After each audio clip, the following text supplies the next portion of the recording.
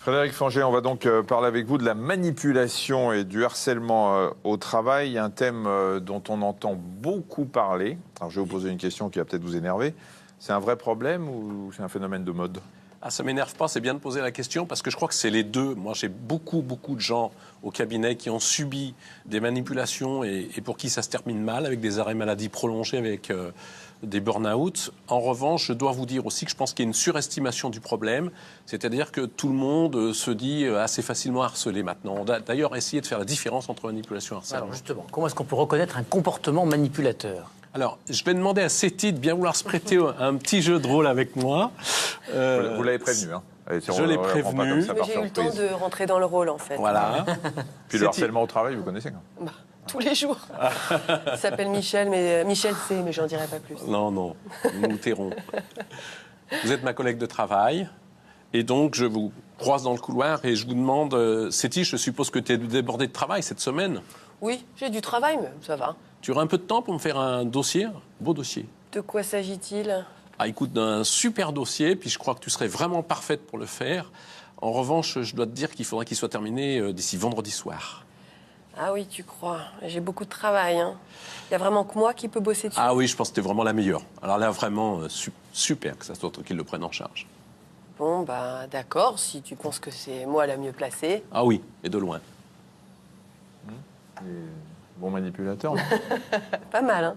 Parce qu'au final, j'ai accepté quand même. Bon, là, c'était un jeu, bien sûr, mais comment on se sent quand quelqu'un... C'est arrivé déjà avec nous ? Non. Bah bien sûr, tous les jours.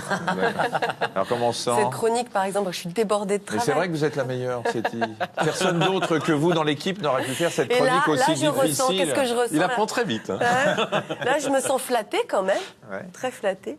Mais non, on comprend qu'on peut se sentir flatté, qu'il y a une sorte de confusion. C'est qu'on peut se sentir vraiment flatté par les compliments, mais que tout ça n'est pas vraiment... Voilà, on se demande si c'est vrai, que c'est pas très franc du collier. Oui, mal à l'aise. Ouais, exactement. C'est ça, c'est le malaise qui est un signal. Oui, on se sent malaise, c'est confiant, c'est pas trop, parfois même coupable, si on répond non en particulier. Alors, voilà. On va essayer d'aider les téléspectateurs, c'est le but de cette chronique aujourd'hui, à repérer quelqu'un qui pourrait les manipuler. Oui, parce que c'est pas si facile et parfois on peut mettre très longtemps. Je vais vous aider à l'aide d'un tableau pour les spectateurs à se repérer. Tout d'abord, vous avez vu que j'ai posé une question piège pour faire ce qu'on appelle un début d'emprise. C'est la psychologie de la soumission. Il faut faire répondre à votre interlocuteur un oui. Je lui ai demandé s'il avait beaucoup de boulot et s'il aurait un peu de temps. Elle m'a répondu oui. Donc déjà, j'ai mis l'emprise sur elle.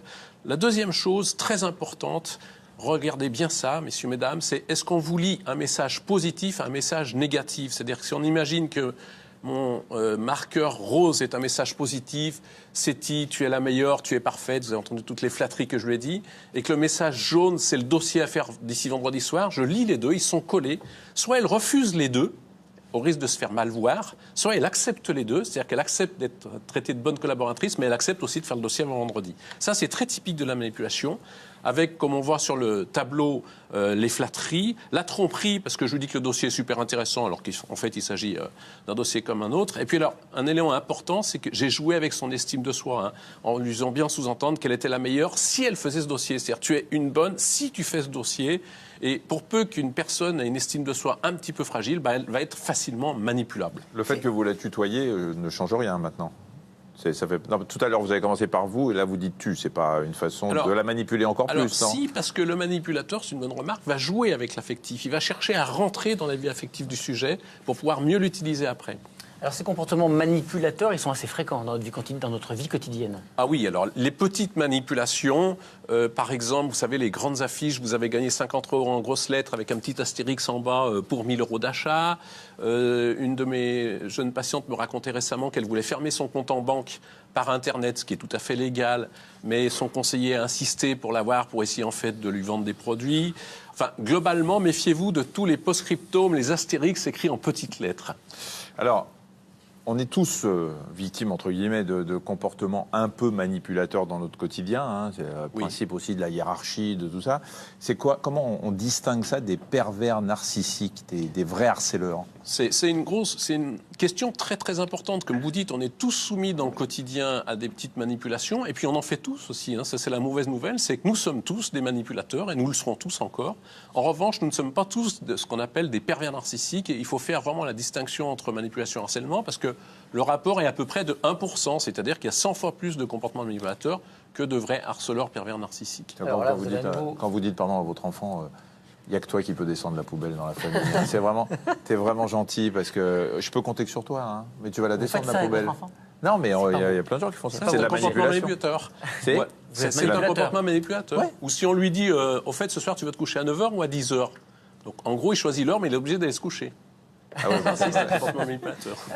C'est malin. Alors, vous avez encore un petit tableau, justement, pour qu'on reconnaisse mieux le harcèlement. Oui, parce que c'est important. Parce que, par contre, messieurs, mesdames, si vous êtes soumis au harcèlement, alors là, il va falloir être très prudent parce que vous êtes en danger. Alors, le harceleur, lui, il manipule en permanence. Autant on disait à l'instant avec Michel qu'on peut tous manipuler un peu dans la vie quotidienne, autant lui, il ne sait pas faire autre chose que de manipuler, il ne sait pas s'affirmer, il ne sait pas faire une demande simple. Et puis il arrive avec un masque très sympathique, voire très séducteur. Donc on peut se faire avoir. Vous savez, c'est un peu comme les politiques quand ils nous présentent leur programme, ils nous présentent la belle face et puis après ce qui est moins bien. Il y a l'inauthenticité, aussi, qui est un grand critère. C'est des gens qui fonctionnent beaucoup dans le secret, des simulations, les messes basses avec les collègues, la médisance. Et puis, si vous êtes rabaissé devant vos collègues lors d'une réunion, la méfiez-vous. Ça aussi, c'est très dangereux. Et puis alors, le grand item, je crois, c'est, on y faisait tout à l'heure référence avec Michel aussi, avec le tutoiement, c'est ce mélange entre le travail et l'affectif. C'est-à-dire que le harceleur va faire semblant de s'intéresser à vous. Il va vous faire dire, par exemple, que vous avez un enfant malade, dont vous devez beaucoup vous occuper à la maison. Puis à un autre moment, il va vous dire, donc il va s'intéresser à vous. Puis à un autre moment, il va vous dire, tu sais, dans l'entreprise, je comprends bien que tu fasses passer ton enfant avant, mais ici, on a besoin de gens vraiment très disponibles. Ça nous pose un vrai problème. Puis après, il vous expliquera que vous seriez mieux à l'extérieur de l'entreprise, quoi. Donc, vous voyez, on peut vraiment se faire avoir. Il va vous donner des petits conseils d'amis aussi. Oh, la famille, c'est important. Il ne se remet pas en cause.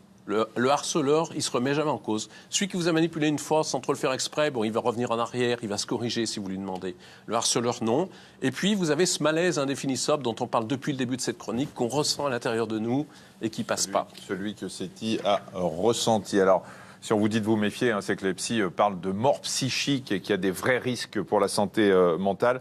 Heureusement, il y a des possibilités de faire de la contre-manipulation et ce sera le thème de votre prochaine chronique. Merci beaucoup. Merci à vous.